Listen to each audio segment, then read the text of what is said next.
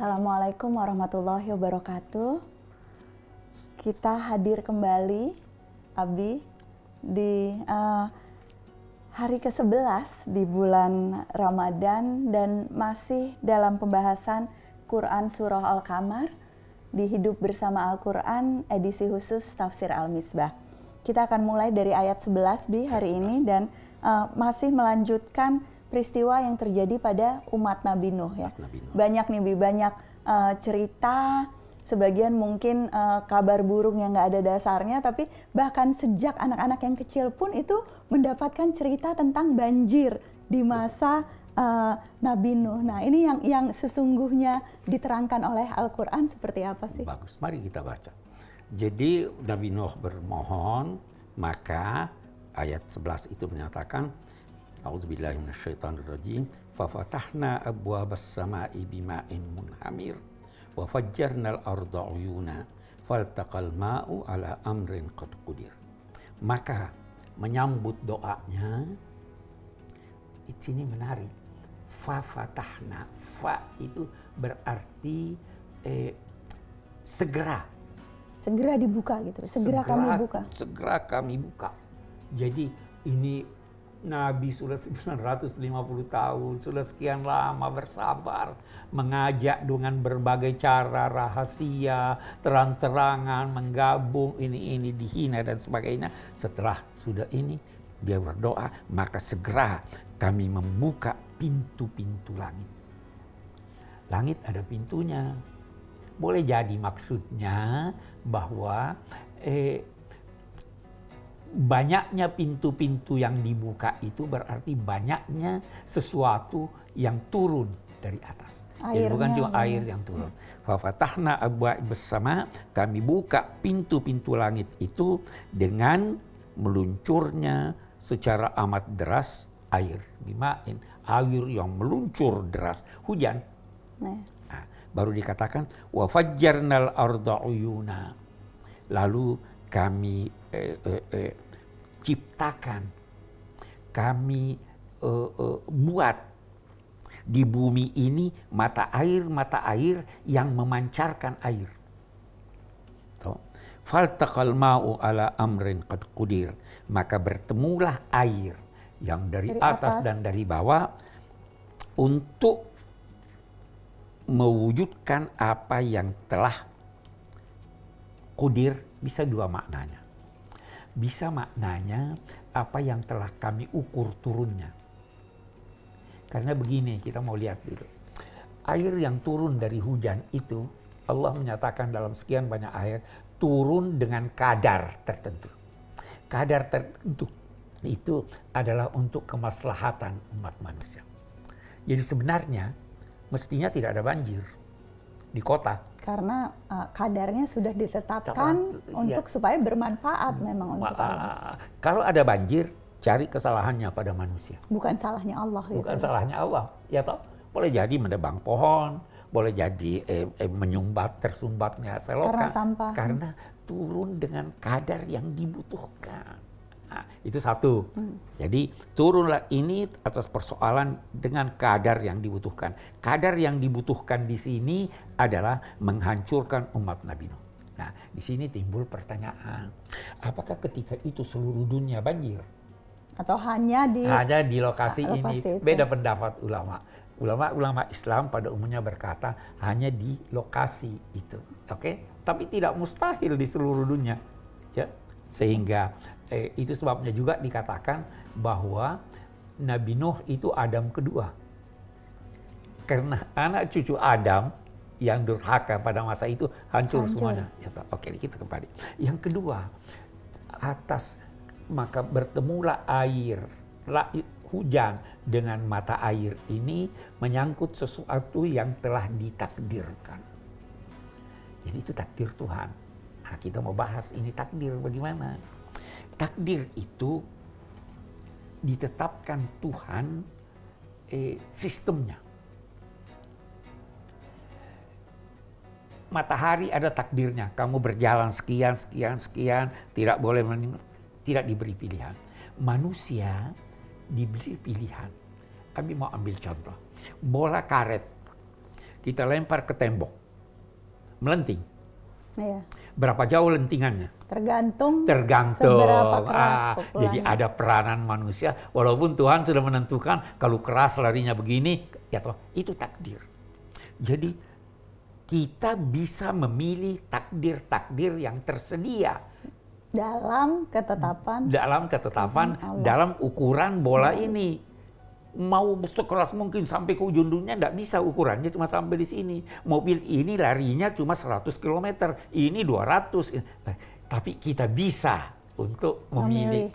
Ini. Jadi maka bertemulah air hujan dan air pancaran mata air itu atas suatu ketetapan Tuhan yang telah ada ukuran dan takdirnya. Untuk membinasakan kaum Nabi Nuh yang durhaka. Baru wahamalnahu ala zati alwahin wa dusur.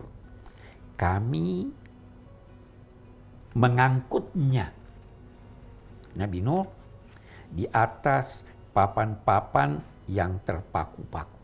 Perahu. Tajri bi a'yunina. Perahu ini mengalir, berlayar dengan dibawa mata kami. Mata-mata kami, jamak, berarti sangat mendapat perhatian Tuhan. Itu di ayat yang lain dikatakan bahwa Nabi Nuh sebelum berangkat itu diperintahkan Tuhan, kumpul orang-orang yang taat, ambil binatang-binatang dan sebagainya, semua diletakkan di atas perahu. Konon riwayat perahunya itu 2 tingkat. Oke. Itu untuk menyelamatkan mereka. Abi selalu ingin berkata begini, bahwa kalau mau Tuhan menjatuhkan siksa, itu dia hancurkan semua yang berdosa, tetapi dia selamatkan terlebih dahulu orang yang. Jadi pemeliharaan Tuhan luar biasa. Luar biasa. Untuk umatnya. Tetapi kalau ada sesuatu musibah yang menimpa semuanya, itu bukan siksa. Itu ujian, itu peringatan. Kayak corona, ini peringatan, bukan siksa. Kalau siksa sudah dihancurkan semuanya. Betul, betul. Kalau siksa, orang-orang baik tidak wafat. Tidak wafat. Ya, ini ujian. Walakat taraknaha ayah. Sungguh kami telah meninggalkan. Apa ini taraknaha? Apakah peristiwa ini kami tinggalkan sehingga kami jadikan dia sebagai bukti kuasa kami? Ataukah taraknaha itu artinya perahu itu ditinggal oleh Tuhan? Yang mana, Bi? Kita ada penelitian itu yang menunjukkan bahwa perahu itu ditemukan di timur Turki, di Gunung Ararat. Itu penelitian itu baru di tahun 59 ini. Katanya ada ditemukan kayu-kayu yang diperkirakan sudah berusia tua 2000 tahun. Ya. Sebelum Masehi. Ya, sebelum Masehi atau ya 2500 tahun sebelum Masehi. Nah, ini tetapi pakar-pakar masih berbeda pendapat apa memang itu atau tidak. Jadi sampai sekarang kita bisa berkata bahwa peristiwa ini yang begitu populer di semua agama, di Perjanjian Lama ada, di Al-Quran ada, di kisah-kisah masa lalu ada, itu sengaja menjadi peringatan. Tuhan jadikan itu langgeng untuk menjadi peringatan bagi semua orang. Untuk menjadi peringatan, untuk menjadi pelajaran, dan mudah-mudahan kita semua termasuk kaum yang bisa mengambil pelajaran ya Bi, dari peristiwa yang terjadi pada Nabi Nuh dan umatnya. Jangan kemana-mana teman-teman, saksikan lanjutan dari episode ini, karena sesudah ini kita akan membahas surah Al-Qamar ayat 17 yang Ella tahu nih, ini salah satu ayat favoritnya Abi, betul nggak Bi? Karena ini bahkan ada di logo Pusat Studi Al-Quran pada saat kita bahas surah Al-Qamar ayat 17 ini. Pastikan ikut terus dalam pelajaran di Hidup Bersama Al-Quran edisi khusus Tafsir Al-Misbah. Jariustadz.id adalah sebuah platform yang membantu menghubungkan umat dengan jaringan ustadz dan ustazah yang ramah dan kompeten di seluruh Indonesia. Jariustadz.id didirikan oleh Pusat Studi Al-Quran untuk Islam yang rahmah dan kebaikan bagi semua. Assalamualaikum warahmatullahi wabarakatuh. Terima kasih masih hadir di sini di hari ke-11 Ramadan dan masih melanjutkan pembahasan kita Bi tentang Quran Surah Al-Qamar. Kita mulai dengan ayat 17. Baca terjemahannya ya Bi. Oke. Dan sungguh kami telah mempermudah Al-Quran untuk menjadi pelajaran. Maka adakah yang akan mengambil pelajaran? Ini ayat yang sesungguhnya diulang beberapa kali ya Bi secara makna. Okay. Apa penafsiran utamanya dan kenapa Abi suka sama ayat ini sesungguhnya? Iya, jadi begini, ayat ini menggambarkan bahwa sebenarnya orang yang mau mempelajari Al-Quran itu mudah. Mudah. Yang dituntut dari dia hanya kemauan. Setelah ada kemauan, Tuhan akan membuka wawasan seseorang untuk memahami Al-Quran. Karena dia sangat mudah. Yang pertama kalau kita akan bahas ini, yang pertama kita ingin berkata begini, bahwa firman-Nya walaqad, sungguh kami bersumpah bahwa kami telah, kita lihat, sumpah dan telah. Jadi bukan janji, ini telah. Oke. Yassarna, kami mempermudah. Nah, kita lihat lagi. Kami biasanya, walaupun tidak selalu, kalau Allah menunjuk dirinya dengan kami, maka itu ada keterlibatan selain dari Allah. Jadi kalau begitu, kemudahan ini dimudahkan Allah, tetapi ada peranan manusia untuk ikut memudahkannya. Kitanya juga harus punya niat untuk bersungguh-sungguh dan mau mempelajari Al-Quran. Sebelum kita bahas Al-Qurannya, bersungguh-sungguh, kesungguhan itu harus 100% atau tidak harus 100%? Kadang-kadang susah Bi kalau langsung 100%. Baguslah, Tuhan juga paham itu. Ada ulama Al-Biqai itu tafsirnya menjadi penelitian Abi di waktu di Al-Azhar untuk gelar doktor. Dia katakan muddakir. Itu sebenarnya muddakir asalnya mutadzakir. Terus orang yang bersungguh-sungguh mengingat. Kalau mutazakir, tapi Allah tidak berkata mutazakir. Dia buang taknya. Okay. Supaya tidak 100%. Jadi nggak harus 100% pun, itu Allah akan membuat jadi lebih mudah untuk sampai 100%. Terus kita lihat lagi. Mustinya mutazakir, pakai titik. Okay. Di sini tidak pakai titik. Dibuang lagi titiknya. Jadi sebenarnya begitu Anda melangkah untuk memahami Al-Quran, terbuka kemudahan itu diberikan oleh Allah. Dan Allah akan bersama-sama dengan kita, menggunakan kata kami itu untuk membuatnya jadi makin mudah. Oke, kita lihat lebih jauh, kita tafsirkan ini. Perlu keterlibatan kita. Betul. Dan anehnya, Al-Quran ini dapat diibaratkan seperti alam raya. Alam raya dari dulu seperti ini, bumi dari dulu seperti ini. Tetapi rahasianya dari hari ke hari muncul yang baru. Bagi yang meneliti, Al-Quran persis seperti itu. Jadi yang punya keingintahuan, yang ingin menemukan, maka dia akan menemukannya. Menemukan hal-hal baru yang belum ditemukan oleh ulama-ulama dahulu. Itu kan? Nah, itu sebabnya juga di awal wahyu, Iqra bismi rabbikal ladzi khalaq, khalaqal insana min 'alaq, Iqra wa rabbukal akram. Ya toh? Baca, Tuhanmu Maha Pemurah, memberikan wawasan-wawasan baru. Makanya Abi juga idenya nggak bisa habis ya. Enggak lah. Tulisannya nggak bisa. Ini kalau anaknya yang muji itu enggak bisa dipercaya. Justru anaknya bukti langsung. Iya kan? Okay. Jadi begitu. Al-Quran itu diibaratkan dengan berlian. Kalau Anda melihat dari sudut sini memancarkan cahaya. Lihat dari sudut lain cahayanya lain lagi, ya toh? Memberi orang lain untuk memandang, boleh jadi apa yang dipandangnya.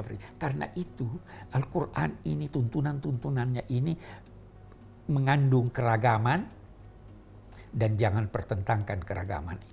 Karena memang secara esensi pun sudah dibuat untuk memunculkan keragaman. Jadi jangan bertengkar menyangkut penafsiran Al-Quran. Gitu. Kita lanjutkan, Bi. Yang berikutnya tentang kaum Nabi Hud ya, Bi. Kaum Ad yang digambarkan. Kaum Ad. Oke. Kadzabat Adun fa kaifa kana azabi wa nuzur. Kaum Ad itu kaum Nabi Hud. Maka bagaimanakah yang mereka hadapi dan yang kami sampaikan kepada mereka menyangkut siksaku. Tuhan berkata siksaku. Ini memberi isyarat bahwa siksa ini demikian besar karena langsung dari Tuhan. Betul. Wa nuzur, dan peringatan-peringatan. Kita lihat peringatannya berbentuk jamak, siksanya berbentuk tunggal. Jadi peringatan sudah berulang-ulang, baru jatuh siksa. Dan peringatannya bahkan sejak zaman kaum Nabi Nuh ya, sebelum kaum Nabi Hud ini hidup. Inna arsalna alaihim rihan sarsaran fi yaumin nahsin mustamir. Ini siksanya. Kami mengirimkan kepada mereka angin sorsor. Itu dikatakan oleh sementara ulama, suara angin itu berdesir demikian keras sehingga akan sorsor. Itu salah satu penafsiran. Pada hari sial yang berkelanjutan. Hari sial berkelanjutan. Ini kita lihat, kita mau bahas ini. Apakah memang ada hari sial? Nah itu ada yang nanya, Bi.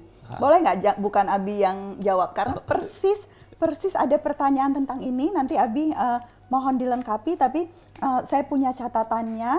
Ini ada pertanyaan dari Ibu Regina di Jakarta.